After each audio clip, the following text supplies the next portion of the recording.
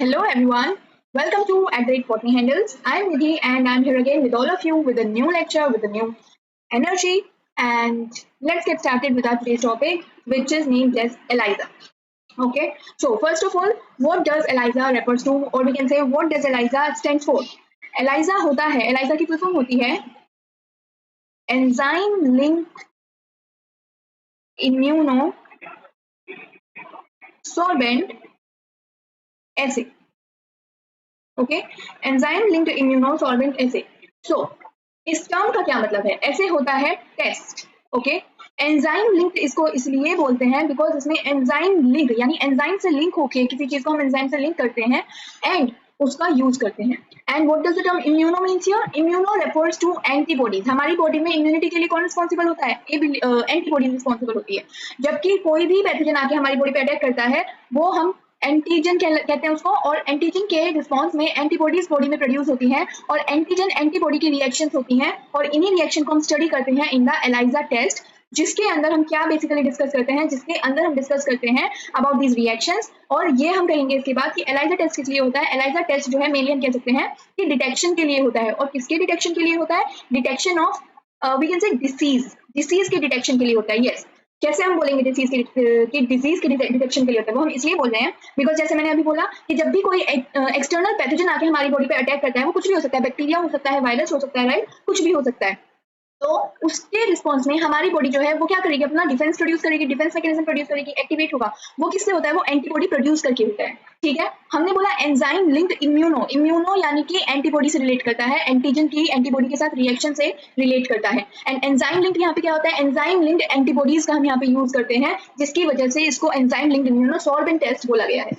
ठीक है, सो यहाँ पे हम क्या करते हैं? किसी बीमारी को डिटेक्ट करने के लिए हम क्या करते हैं? एंटीजेंस को डिटेक्ट करते हैं हमारे ब्लड में, या फिर एंटीबॉडीज को डिटेक्ट करते हैं कि एंटीबॉडीज हमारी बॉडी में प्रोड्यूस हुई है या नहीं हुई है जब किसी पैथोजन ने हमें अटैक किया. अगर हमें कोई डाउट है कि हमारे अंदर ये सिम्टम्स दिखाई दे रहे हैं तो शायद हमारे पास हमारे को इस चीज की बीमारी लाइक मलेरिया हमें सिम्टम्स देखने को मिल रहे हैं, तो हम कहेंगे कि हमें सिम्टम्स ऐसे मिल रहे हैं कि हमें ठंड लग रही है और हम बहुत तेज बुखार चढ़ चुका है. तो उस केस में हम क्या कहेंगे? हम कहेंगे कि भाई हमें बहुत ठंड लग रही है, बहुत तेज बुखार चढ़ रहा है, हमें तो मलेरिया लगता है. तो उस केस में क्या होगा? उस केस में हमारी बॉडी में ऑब्वियसली जो मलेरियल एंटीजन है वो क्या होंगे? प्रोड्यूस हो चुके होंगे, अटैक कर चुके होंगे, तो उनके रिस्पॉन्स में हमारी बॉडी ने एंटीबॉडी भी प्रोड्यूस करनी शुरू की होंगी. तो ऐसा हुआ है या नहीं हुआ है? क्या वाकई में हमारी बॉडी में एंटीजन जो मलेरिया वाले हैं उन्होंने अटैक कर दिया है? हाँ, या फिर हमारी बॉडी जो है वो एंटीबॉडी प्रोड्यूस कर चुकी है, करना शुरू कर दिया हमारी बॉडी ने एंटीजन के खिलाफ. तो ये चीजें हम किसमें पढ़ते हैं? ये चीजें हम डिटेक्ट कर सकते हैं with the help of ELISA test. ठीक है, so this was the introduction about ELISA. ये चीजें हम किसमें पढ़ सकते हैं? हमें पता लग सकता है कि ELISA के थ्रू हम ये चीजें डिटेक्ट कर सकते हैं कि हमारी बॉडी में कोई बीमारी है या नहीं है, जो हम सोच रहे हैं क्या उस तरह की कोई बीमारी है या कुछ हो. ठीक है, इसे हम पता लगा सकते हैं. और अगर मैं एक चीज के बारे में आपसे डिस्कस करूं कि हु डिस्कवर्ड ELISA, अगर मैं आपसे बात करूं हु डिस्कवर्ड ELISA, तो उस केस में हम क्या बोलेंगे? Let me clear it for you once. Yes, अगर मैं बोलूं हु डिस्कवर्ड ELISA, देन मैं बोलूंगी Eva Engvall and Peter Perlman. These were the two scientists who discovered ELISA test in the year 1971. Okay, Eva Engvall and Peter Perlman were the two scientists who discovered ELISA test in 1971. और believe me, ELISA test के discovery के बाद क्या हुआ है कि medication को बहुत ज्यादा सपोर्ट मिला है, उसके अंदर बहुत ज्यादा क्या आया है? बहुत ज्यादा एडवांसमेंट आया है. ठीक है, so this was the basic about ELISA test. Now comes to the next slide, that is types of ELISA. ELISA कितने टाइप्स की होती है? सो बेसिकली ELISA जो होती है वो हमारी मतलब जो ELISA होती है 4 टाइप्स की होती है, राइट? 4 टाइप्स की. The first one is direct ELISA, the second one is indirect ELISA, then comes here is sandwich ELISA and then comes here is competitive ELISA. अब मैं अगर बात करूं आपसे आज के लिए हम डिस्कस करने वाले हैं अबाउट डायरेक्ट ELISA, बट हम इनके बारे में भी एक शॉर्ट ब्रीफ ले लेते हैं. जैसे मैं बात करूं डायरेक्ट ELISA की, तो आपको अगर ये इमेज क्लियर नहीं है यहाँ पे तो आप देख सकते हो. सी अगर क्लियर है तो यहाँ पे देखिएगा. डायरेक्ट ELISA में क्या होता है कि एंटीजन जो है उस पर जो एंटीबॉडी होती है वो आके डायरेक्टली जुड़ती है. ठीक है, एंटीजन एंड एंटीबॉडी जो होती हैं वो क्या करती हैं? एंटीजन एंड एंटीबॉडी का क्या होता है? डायरेक्ट कनेक्शन होता है. इनके बीच में कोई रुकावट नहीं होती, इनके बीच में कोई वॉल नहीं होती जिसको हम इंटरेक्शन वॉल कह सके, कुछ नहीं होता. केवल ये होता है एक एंटीजन एक एंटीबॉडी और आपस में क्या है? रिएक्शन कर रहे हैं, आपस में कनेक्ट हो रहे हैं. तो इसीलिए इसको डायरेक्ट ELISA बोला है. इनडायरेक्ट ELISA के केस में क्या होता है? जब इनडायरेक्ट है इट मींस एंटीजन एंटीबॉडी का रिलेशन तो होगा, कनेक्शन तो होगा, लेकिन इनडायरेक्टली होगा. ठीक है, कैसे होगा? इनडायरेक्टली होगा. वो डायरेक्टली क्या होंगे, वो डायरेक्टली लिंक्ड नहीं होंगे। ठीक है, यहाँ पे आप देख सकते हैं वो डायरेक्टली लिंक्ड नहीं होंगे। पहले एक प्राइमरी एंटीबॉडी को प्राइमरी एंटीबॉडी को अप्लाई किया जाएगा एंटीजन के साथ, एंड उसके बाद एक सेकेंडरी एंटीबॉडी आएगी जो कि एंजाइम लिंक होगी और उसको हम कनेक्ट कराएंगे, देन वो इनडायरेक्ट एलाइजा होगा, बिकॉज एंजाइम लिंक एंटीबॉडी जो है एंटीजन के साथ इनडायरेक्टली अटैच्ड है।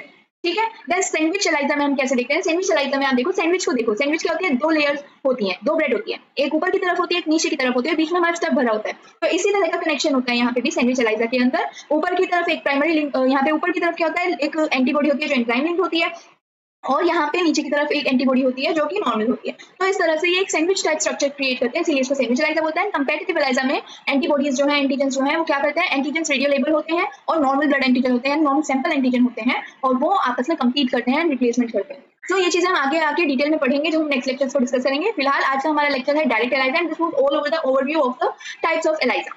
ओके, चलिए, थोड़ा सा लेक्चर लेंथी हो सकता है, बट आई प्रॉमिस कि आपको चीजें बहुत अच्छे से समझ में आएंगी। ठीक है, सो आज हमारा जो डायरेक्ट एलाइजा है उसको हम पढ़ते हैं, जैसे कि हमने पीछे भी डिस्कस किया। डायरेक्ट एलाइजा बेसिकली हम डिटेक्ट करते हैं, डायरेक्ट एलाइजा को यूज करके हम क्या डिटेक्ट करते हैं, सी, जब डायरेक्ट एलाइजा की बात हो रही है, इसमें हम समझ चुके हैं, अभी हमने थोड़ा सा ओवरव्यू किया कि क्या होगा। बेसिकली मैं बोलूँ कि डायरेक्ट एलाइजा के अंदर हम क्या डिटेक्ट करते हैं, तो डायरेक्ट एलाइजा में हम एंटीजन को डिटेक्ट करते हैं। डिटेक्शन ऑफ एंटीजन किया जाता है जिसके अंदर डायरेक्ट एलाइजा की प्रोसेस के अंदर। कैसे एंटीजन का डिटेक्शन किया जाता है, लाइक अगर हमें ये जानना है कि सपोज मुझे मलेरिया हुआ है, ठीक है, तो मलेरिया के लिए हम कौन सा टेस्ट करते हैं, मलेरिया के लिए हम वाइडाल टेस्ट करते हैं, या हम उसको विडाल टेस्ट भी बोलते हैं। ठीक है, वाइडल टेस्ट या विडाल टेस्ट, जो भी आप चाहें। तो विडाल टेस्ट के एंटीजन जो है, सॉरी, मलेरिया के जो एंटीजन है, इनको डिटेक्ट करने के लिए कि हमारी बॉडी में एंटर हुए हैं या नहीं, हमें अगर सिम्टम्स दिखाई दे रहे हैं या हमें मलेरिया है, इस चीज को डिटेक्ट करने के लिए हम क्या करेंगे कि हमारे सैंपल में, हमारे ब्लड में एंटीजन प्रेजेंट है या नहीं, उसके लिए हम वाइडल टेस्ट करते हैं, राइट। वाइडल टेस्ट मलेरिया के लिए होता है। तो डायरेक्ट एलाइजा का यूज करते हैं हम एंटीजन डिटेक्शन के लिए, हम डायरेक्ट एलाइजा का यूज करते हैं। हमें ये पता लगेगा कि हमारे सैंपल, हमारी ब्लड में वो एंटीजन जो कि मलेरिया से बिलोंग करते हैं वो प्रेजेंट है या नहीं है। ठीक है, तो इतनी बात हुई। अब देखिए हमें करना क्या होगा। अब मैं थोड़ा ड्राइंग करने वाली हूँ, एंड प्लीज आप मेरी ड्राइंग पे मत जाइएगा, बट यस आपको कॉन्सेप्ट समझ में आ जाएगा। ओके, चलिए अब बात करते हैं हम स्टेप्स की, डायरेक्ट एलाइजा के स्टेप्स की। तो सबसे पहले देखिए क्या होता है कि हम क्या करते हैं, हम पहले बफर और सैंपल को तैयार करते हैं। सैंपल कुछ भी हो सकता है, सपोज हम अपना ब्लड ही ले रहे हैं, सैंपल में हम अपना ब्लड ही ले रहे हैं और हमें पता करना है कि हमारे ब्लड में मलेरिया वाले एंटीजन प्रेजेंट है या नहीं है। तो हम सबसे पहले क्या करेंगे, ब्लड में से सीरम को आइसोलेट कर लेंगे। ठीक है, ब्लड में से सीरम को आइसोलेट कर लिया, वहाँ पे एंटीजन प्रेजेंट है ब्लड के अंदर, हमें पता है, सीरम को आइसोलेट कर लिया हमने यहाँ से। चलो, अब ये जो ब्लड सैंपल है, यानी जो सीरम है, उसको हम बफर में ऐड कर देंगे। क्या करेंगे, बफर में ऐड कर देंगे। बफर क्या करता है, आयनिक कंसंट्रेशन को मेंटेन करके रखता है, राइट। अब बफर क्या करता है, पीएच को और आयनिक कंसंट्रेशन को मेंटेन करके रखता है। तो यहाँ पे एलाइजा टेस्ट के अंदर जो बफर यूज होता है मेनली, वो यूज होता है बफर प्रोटीन सैंपल। ये जो होता है, ये होता है बफर प्रोटीन सैंपल।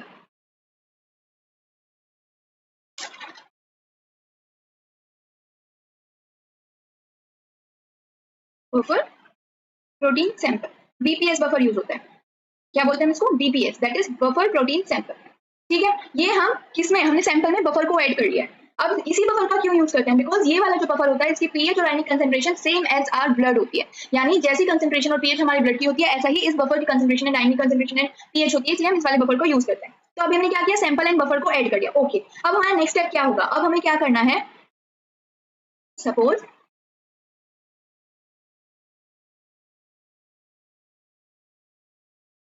ये देखिए, अभी हमारा कंटेनर है, यहाँ पे हम कंटेनर नहीं बोलेंगे, एक्चुअली होता क्या है, देखो आप ये स्ट्रक्चर देखिए, ये माइक्रोटाइटर प्लेट होती है, इसके अंदर 96 माइक्रोटाइटर प्लेट को यूज किया जाता है। यानी इसके अंदर क्या होती है, ये जो आपको सर्कल सर्कल दिखाई दे रहे हैं, ये एक्चुअली वेल्स होते हैं, और इसी के अंदर हमें क्या करना होता है, इन्हीं वेल्स के अंदर हमें अपने सैंपल को पोर करना होता है। ठीक है, इन्हीं सैंपल्स के अंदर हमें अपने इन्हीं वेल्स के अंदर हमें अपने सैंपल को पोर करना होता है, और ये 96 इस तरह के वेल्स होते हैं माइक्रोटाइटर प्लेट पे। ठीक है, अब जो हमने सैंपल को तैयार किया है, हम सपोज ये एक वेल है इसी माइक्रोटाइटर प्लेट का, तो इसकी जो सरफेस है उस पर ये कैपेसिटी होती है, इसकी एबिलिटी होती है कि इसके अंदर हम अगर एंटीजन को या एंटीबॉडी को डालेंगे, किसी को भी डालेंगे एंटीजन या एंटीबॉडी में से, वो इसकी सरफेस पे जाके बाइंड करने की एबिलिटी रखता है। ठीक है, तो अब क्या होगा, जो हमने सैंपल को बफर में मतलब मिलाया है, उसको हम क्या करेंगे, उसको हम यहाँ पे पोर कर देंगे। तो इसका मतलब हमने क्या किया, सपोज हमने, हमारे ब्लड में क्या है, एंटीजन रहेगा डेफिनेटली, हम उसको चेक करना है, तो हम क्या करेंगे, हमने वो यहाँ पे पोर कर दिया अपने सैंपल को, और यहाँ पे सपोज यहाँ पे आके एंटीजन जो है वो बाइंड हो गए।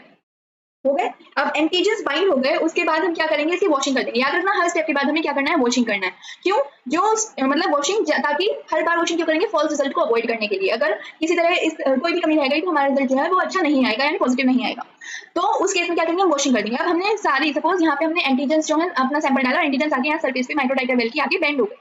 तो अब क्या होगा कि जो एक्स्ट्रा कुछ ऐसे एंटीजन्स होंगे जो शायद यहाँ पे नहीं बैंड हुए होंगे, उन्हें जगह नहीं मिलेगी, कुछ उस चीज को अवॉइड करने के लिए हम यहाँ पे वॉशिंग कर देंगे। चलो अब हमने वॉशिंग कर दिया, तो यहाँ पे हमने क्या किया, सबसे पहले सैंपल तैयार किया था। स्टेप्स की बात करें, सैंपल में हमने सैंपल को बफर में ऐड किया था। बफर क्या था, प्रोटीन बफर सैंपल या बफर प्रोटीन सैंपल, बीपीएस का, राइट। अब क्या किया, सेकंड स्टेप में हमने माइक्रो टाइटर प्लेट में क्या कर दिया, पोरिंग कर दी, है ना, सैंपल की पोरिंग कर दी, पोरिंग इन माइक्रो टाइटर वेल।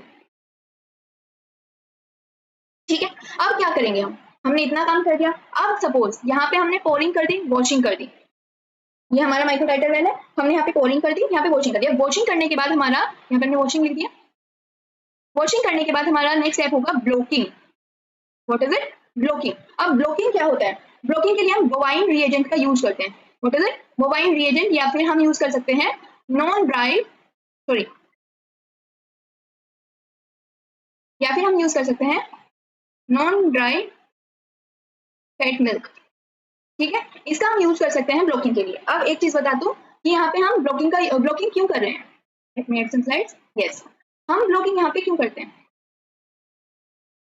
अभी मैंने आपको बताया था कि वेल की सरफेस के अंदर ये कैपेसिटी होती है कि यहाँ पे एंटीजन एंड एंटीबॉडी दोनों आके बाइंड कर सकती है। अभी हमने किसको बाइंड कराया, अभी हमने एंटीजन को यहाँ पे बाइंड करा दिया, वॉश भी करा दिया, जो एक्स्ट्रा थे वो निकल गए। अब हम यहाँ पे क्या करेंगे, यहाँ पे हम ब्लॉकिंग करा देंगे। सपोज ये हमने ब्लॉकिंग करा दी है, ये ब्लॉकिंग हमने क्यों कराई है, ये ब्लॉकिंग हमने कराई है क्योंकि जब अब हम एंटीबॉडी को यहाँ पे क्या करेंगे, ऐड करेंगे, तो उस केस में ये एंटीबॉडी केवल उस एंटीजन से जाके अटैच हो, लिंक करे, जिसके लिए इसको डाला गया है, स्पेसिफिक होती है एंटीजन के। ठीक है, जिसपे एंजाइम होता है, लिंक एंजाइम भी क्या होता है, एंजाइम स्पेसिफिक होता है एंटीबॉडी।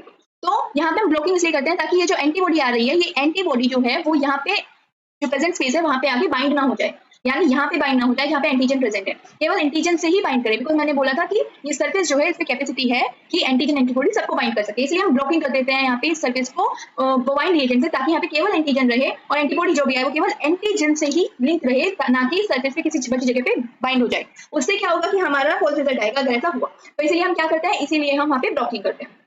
तो हमने ब्लॉकिंग करके स्टेप्स कंप्लीट किए। ब्लॉकिंग करने के बाद हम फर्दर वॉशिंग करते हैं। वॉशिंग नहीं करेंगे क्योंकि अभी तो हमने ऐड ही नहीं किया, हमने ब्लॉकिंग कर दी। ब्लॉकिंग के बाद नेक्स्ट स्टेप रहेगा कि हम एंटीबॉडी को यहाँ पे इंट्रोड्यूस कराएंगे। और ये एंटीबॉडी कैसी रहेगी, ये एंटीबॉडी होगी एंजाइम लिंक, यानी कि ये जो एंटीबॉडी होगी एंजाइम लिंक होगी। ये जो एंजाइम होगा, ये जो सबसे पहले तो ये जो एंटीबॉडी होगी ये एंटीजन के स्पेसिफिक होगी। हमें पता है कि हमें किस बीमारी के लिए एंटीजन को डिटेक्ट कर रहे हैं, मलेरिया के लिए। तो मलेरिया के लिए जो भी एंटीजन होंगे, हमें ये जो एंटीबॉडी बॉडी में प्रोड्यूस हो गया, ये केवल उन्हीं मलेरिया के एंटीजन को डिटेक्ट करेगी, उनके साथ जाके बाइंड हो जाएगी अगर वो हुई होगी, वहाँ पे प्रेजेंट होंगे। तो इसीलिए हम कहते हैं कि एंटीबॉडी क्या होती है, ये एंटीबॉडी एंटीजन स्पेसिफिक होती है कि एंटीजन अगर मलेरिया का है तो वही वाली एंटीबॉडी जो है वहाँ पे जाके प्रोड्यूस होगी। चलो, अब ये जो एंटीबॉडी होती है, सपोज ये है हमारी एंटीबॉडी, ठीक है, ये जो एंटीबॉडी होती है, इस एंटीबॉडी पे एंजाइम लिंक्ड होता है। ये एंजाइम जो होता है ये एंटीबॉडी स्पेसिफिक होता है। ये एंजाइम उसी स्पेसिफिक एंटीबॉडी के लिए होता है जिस स्पेसिफिक, मतलब हम कह सकते हैं स्पेसिफिक होता है कि ये भी एंटीजन एंटीबॉडी स्पेसिफिक होता है। ठीक है, अब क्या होगा, सपोज अब हमने क्या किया, यहाँ पे एंटीबॉडी जो कि एंजाइम लिंक्ड है उसको यहाँ पे अटैच कर दिया। अब यहाँ पे आप देखिए, यहाँ पे हमने ब्लॉकिंग कर दी थी, मैंने कहा था मेरी ड्राइंग पे नहीं आएगा, आपको मैं कॉन्सेप्ट क्लियर कर दूंगी पक्का। ओके, ये हमारी एंटीबॉडी थी, सॉरी ये हमारे एंटीजन थे, हमने ब्लॉकिंग कर दी थी और यहाँ पे हमारे एंटीजन प्रेजेंट। सपोज अब यहाँ पे क्या हुआ कि यहाँ पे एंटीबॉडी आती है। हमें पता है कि एंटीजन जो होते हैं उनमें स्पेसिफिक साइट्स होती हैं, एंटीजन में स्पेसिफिक साइट होती है जिसको हम बोलते हैं एपिटोप। ये वो साइट होती है एंटीजन के अंदर जिसके पास आके एंटीबॉडी जो है जिसपे आके बाइंड करती है। और अगर ऐसे ही हम एंटीबॉडी की बात करें तो एंटीबॉडी पे एक साइट होती है पैराटोप, और यहाँ पे एंटीबॉडी और एंटीजन आपस में जुड़ते हैं। तो एंटीजन के ऊपर वो साइट एपिटोप होती है और एंटीबॉडी के अंदर वो साइट पैराटोप होती है। तो सपोज यहाँ पे ये एंटीबॉडी आई और ये एंटीबॉडी जिसपे एंजाइम जो है वो लगा हुआ है, एंजाइम लिंक है ये एंटीबॉडी, और ये थोड़ा सा कलर चेंज करते हैं। सपोज ये है वो एंटीबॉडी, ऐसे देखो ये एंटीबॉडी है जिसपे एंजाइम लगा हुआ है और ये हमारा क्या है, ये हमारा एंटीजन है। ठीक है, तो इस तरह से आके ये यहाँ पे जुड़ गई सबकी सब। ठीक है, अब देखिएगा यहाँ पे हमारी एंटीजन एंटीबॉडी रिएक्शन हो चुकी है।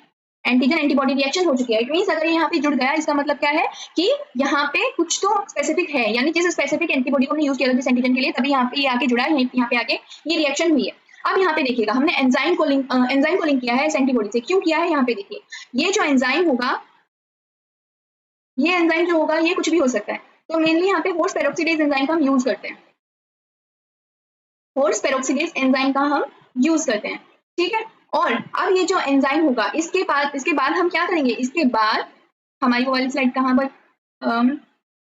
एक मिनट देखिएगा, हमने सैंपल बफर ऐड कर लिया, हमने उसके बाद क्या किया, पोरिंग कर ली माइक्रोटाइडल वेल में अपने सैंपल की, हमने वॉश कर दिया, देन हमने ब्लॉक कर दिया। ब्लॉक करने के बाद हमने क्या किया था, ब्लॉक करने के बाद हमने एंटीबॉडी जो कि एंजाइम लिंक थी उसको क्या किया, ऐड कर दिया। अब जब एंटीबॉडी ऐड कर दी एंजाइम लिंक वाली, उसके बाद हमारा नेक्स्ट स्टेप आता है कि हम वॉशिंग करते हैं। एंजाइम लिंक एंटीबॉडी को ऐड करने के बाद हम क्या करते हैं, वॉशिंग करते हैं। वॉशिंग क्यों करते हैं, ताकि कुछ एंटीबॉडी जो है, अगर एंजाइम लिंक एंटीबॉडी कुछ रह गई होंगी एंटीजन से बाइंड किए बिना, तो वो सब बाहर निकल जाएं और जो हमारा वेल है उसके अंदर केवल एंटीजन और एंजाइम लिंक एंटीबॉडी ही प्रेजेंट है, ठीक है। इतना काम हमारा हो गया। अब क्या होगा, नेक्स्ट स्टेप हमारा होगा कि हमें सबस्ट्रेट को ऐड करना है। ये जो सबस्ट्रेट होगा ये होगा एंजाइम स्पेसिफिक होगा। इससे क्या होगा कि जब एंजाइम और सबस्ट्रेट का एडिशन होगा, यानी जब एंजाइम और सबस्ट्रेट मिलेंगे, तो यहाँ पे क्या होगा, कलर प्रोडक्शन होगा। अगर एंटीजन प्रेजेंट है और वहां पे एंजाइम लिंक जो हमारी एंटीबॉडी है वो लिंक हो चुकी है, तो क्या होगा, जब हम सबस्ट्रेट ऐड करेंगे, जो ये जो सबस्ट्रेट होगा एंजाइम के स्पेसिफिक होगा, और जब एंजाइम और सबस्ट्रेट की रिएक्शन होगी तो कलर प्रोडक्शन होगा, जिससे हमें ये पता चलेगा कि यस वहां पे क्या है, वहां पे कुछ ऐसा प्रेजेंट है जो कि हम ढूंढ रहे थे। वो स्पेसिफिसिटी जो हम ढूंढ रहे थे, किसी स्पेसिफिक चीज को, स्पेसिफिक एंटीजन को ढूंढ रहे थे, स्पेसिफिक एंटीबॉडीज के लिए यूज की, एंजाइम स्पेसिफिक सबस्ट्रेट यूज किया, सब कुछ स्पेसिफिक यूज किया, तो वहां पे कलर प्रोडक्शन हो रहा है। ये बता रहा है कि यस वहां पे वो चीज प्रेजेंट है जिसकी हमें तलाश थी। तो अगर हम होर्स पेरोक्सीडेज एंजाइम यूज करते हैं तो इसके लिए जो स्पेसिफिक सबस्ट्रेट होता है वो होता है TMB। होर्स पेरोक्सीडेज एंजाइम के पास जो स्पेसिफिक सबस्ट्रेट होता है वो होता है TMB, that is tetra methyl benzidine. Okay, tetra methyl benzidine ये होता है स्पेसिफिक। अब क्या होता है कि जब इसका ये एंजाइम के साथ सबस्ट्रेट बाइंड करता है तो ये ब्लू कलर देता है। इससे हमें पता लग जाता है कि यस वहां पे हम डिटेक्ट करते हैं एंटीजन को, वो एंटीजन प्रेजेंट है। तो यहाँ पे आके अब क्या होता है, ये ब्लू कलर जो है वहां पे आता है और वहां पे क्या होता है, डिटेक्टर उसको डिटेक्ट कर लेता है। एक चीज और होती है कि हमें अब क्या होना है, हमें स्टॉप सॉल्यूशन को यूज भी करना होता है। जब हमें ये रिएक्शन रोकनी होती है तो हम स्टॉप सॉल्यूशन का यूज करते हैं, और स्टॉप सॉल्यूशन को यूज करने के लिए हम H2SO4 का यूज कर सकते हैं। तो जब वहां पे सबस्ट्रेट ऐड हुआ तो वहां पे ब्लू कलर आ गया था, राइट। और जब हमने इस स्टॉप सॉल्यूशन को यूज किया तो ये ब्लू कलर जो है वो येलो कलर में चेंज हो जाता है। इससे हमें पता लगता है कि हमारी रिएक्शन रुक चुकी है, ये सब जो प्रोसेस है ये सब रुक चुकी है, स्टॉप सॉल्यूशन इसका काम करता है। तो ये सारी चीजें थी, तो ये बता रही थी, ये सारी की सारी चीजें ये आपको बता रही थी कि हाँ हमारे बॉडी में जो हम मलेरिया वाला एंटीजन ढूंढ रहे थे वो एंटर कर चुका है, इसीलिए वहां पे सारे जो एंजाइम लिंक्ड एंटीबॉडी वगैरह थी वो सब हुई और कलर का प्रोडक्शन हुआ। क्रोमोजन हम उसको बोल सकते हैं, colour production, colour producing substrate chromogen होता है। जो सबस्ट्रेट होता है वो क्रोमोजन होता है, that is colour producing substrate होता है, क्रोमोजन सबस्ट्रेट होता है, ठीक है। तो मलेरिया का जो ये एंटीजन है हमारी बॉडी में आ चुका है, इसने डिटेक्ट किया। इन केस अगर वहां पे एंटीजन नहीं है तो उस केस में क्या होगा कि पहले ही जब हम यहाँ पे सैंपल ऐड करेंगे एंटीजन यहाँ पे आ जाएंगे, लेकिन जब हम यहाँ पे क्या ऐड करेंगे, एंजाइम लिंक्ड एंटीबॉडी जो है उसको हम यहाँ पे ऐड करेंगे, बिकॉज सैंपल में तो एंटीजन अगर है ही नहीं, इन केस में बोल रही हूँ, अगर हमारी बॉडी में वो नहीं होगा तो क्या होगा। तो यहाँ पे क्या होगा, हमने यहाँ पे क्या किया कि माइक्रोटाइटर वेल में सैंपल को डाला, सीरम को डाल दिया बफर के साथ, लेकिन यहाँ पे कोई एंटीजन ही नहीं आया क्योंकि वो है ही नहीं। तो जब ये एंटीबॉडी होंगी हम इसको डालेंगे एंजाइम लिंक को, तो वो बाइंड किसके साथ करेंगे, वो सरफेस से जाके अकेले टिक जाएंगे यहाँ पे, पर वो टिक ही नहीं सकती है क्योंकि ब्लॉकिंग भी नहीं हुई है, क्योंकि एंटीजन यहाँ पर हमें तो पता नहीं है ना, तो हम डाल रहे हैं, कोई बात नहीं। जब हम सबस्ट्रेट ऐड करेंगे तो सबस्ट्रेट एंजाइम रिएक्शन नहीं होगी, रिएक्शन नहीं होगी इट मींस कलर प्रोडक्शन नहीं होगा, कलर प्रोडक्शन नहीं होगा, उससे हमें पता चल जाएगा कि एंटीजन तो यहाँ पे है ही नहीं। इसका मतलब डिसीज जो है वो डायग्नोज हो चुकी है कि वो एंटीजन जो है वहाँ पे प्रेजेंट नहीं है, और इस तरह से डिसीज मतलब डिसीज जो है वो डिटेक्ट हो चुकी है कि वहाँ पे एंटीजन प्रेजेंट नहीं है, और वहाँ पे इसका मतलब हमारी बॉडी में वो डिसीज नहीं है। So this was all about direct ELISA. Hopefully आपको मेरी एक्सप्लेनेशन अच्छी लगी होगी और आपको सब चीजें अच्छे से समझ आई होगी। So stay tuned for new lectures, for new different types of ELISA, and take care. Thank you. Bye bye. Radhe Radhe.